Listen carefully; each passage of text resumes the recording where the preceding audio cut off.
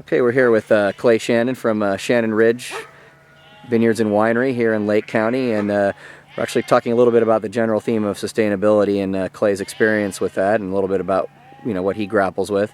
He employs kind of an interesting technique here that we'll see in a second. So take it away, Clay. One of the things that we're really trying to concentrate on is really trying to figure out what sustainability is all about. I think it's a term that's being widely used, and frankly, we need to put some teeth in it. But one of the things that we're trying to do is create a polyculture. Most vineyardists have vineyards and that's it, but we, as you can see in the background, we are sheeping these vineyards and very serious about it, and I'll tell you about the benefits, but we're serious enough to have about 700 head of sheep specifically to run through our vineyards from post-harvest until bud break.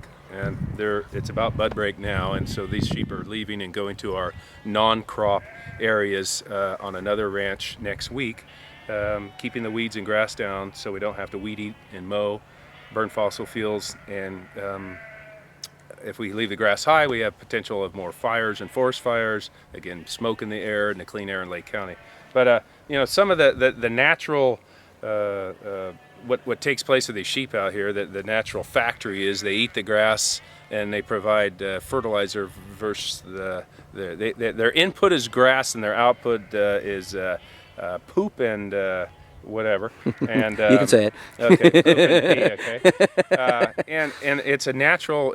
These are natural machines. I believe sheep have what they call a rumen, which is a multiple compartment stomach, and they naturally take grass and create nutritional nitrogen manure with it. And so we're fertilizing the vineyard naturally occurring. We're keeping the grass down. This is frost protection. This vineyard has not been mowed, where our other vineyards where we haven't sheeped have been mowed. So we're saving a mowing pass in the spring by sheeping the vineyards, and that is that's a $25 an acre savings, and also the savings of some fossil fuels. We're going to a contact-only herbicide. No sterile herbicides are used on the property, and we're doing that because we're just now spraying underneath the vine for weed competition. The average guy, and we do it also on some of the other vineyards that we're transitioning, would be spraying in November with contact herbicides and sterile type of herbicides, and those are the ones that would go through the whole winter and possibly leach into groundwater. But as we sheep the vineyards, we're putting those herbicides on in late spring. Here we are, March 30th today. We get another 1.5 inches, 2 inches of rain versus putting it on in November and getting 30 inches of rain, which just minimizes leaching. The other byproduct of sheep is meat, lamb, and wool. And so we are shearing on April 10th, and we are starting to market our wool, and we're also starting to do grass-fed lamb. And the sheep they'll feed for 4 to 5 months in the vineyards, and then in the non-crop areas the balance of the time. We try not to supplemental feed them. If we do, we're doing that with alfalfa from farmers that we know, and we know how they treat their fields, and really starting to focus more on organic grown alfalfa if we need to supplement, trying to maintain grass-fed. Now, Clay, one thing that we talked about a little bit earlier, kind of in a general sense then, is you mentioned sustainability being something that's kind of a often used term, maybe not so well understood. And earlier you're saying what it means to you on a basis, running a vineyard is a tricky thing, it's a resource-intensive thing. So earlier you touched on how by using the sheep, it saves you $25 an acre. Can you maybe talk a little bit about what it means to inputs and how you're just trying to look sort of as you go, where you can lessen your footprint? Yeah, I think lessen inputs. I mean, for every action, there's a reaction, and as we make changes, we learn. But sustainability to us, other than frankly, in this crazy world we're in, is staying in business, and keeping our employees and their families fed, and keeping our own families fed, and keeping our bills paid, which keeps other families fed.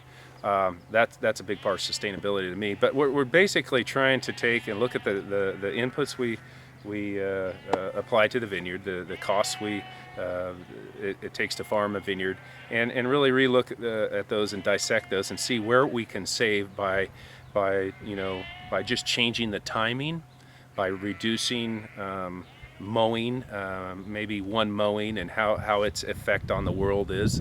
You eliminate a mowing and the diesel that's burned during that one pass of mowing, but you're also, in the big picture here, eliminating, wear and tear, and you're going to use less rubber.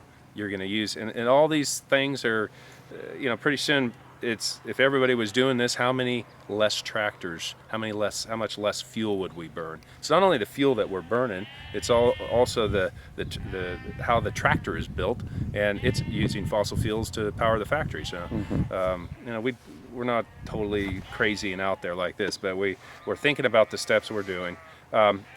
Fungicide wise, grapevines, wine grapes get mildew. We have to protect them from mildew, otherwise the wine is bad and it can hurt the vine. We are doing that via natural occurring products for the most part, which I think you would say that you could call them organic, be sulfurs and coppers and the organic type of, they would meet the organic requirements. So that's for our fungicide program. Weeds, we used to control them with systemic type of sterile herbicides. Now we're using Roundup only, contact herbicide only, late in the spring, which is where we are right now, and eliminating a compaction problem when they're done in November, eliminating some costs of, again, it still goes back to the fossil fuels. Sheep in the vineyards. We are going to start to try and introduce the sheep into the summer months, and we have to really watch and learn so they don't damage the vines and the fruit and the clusters.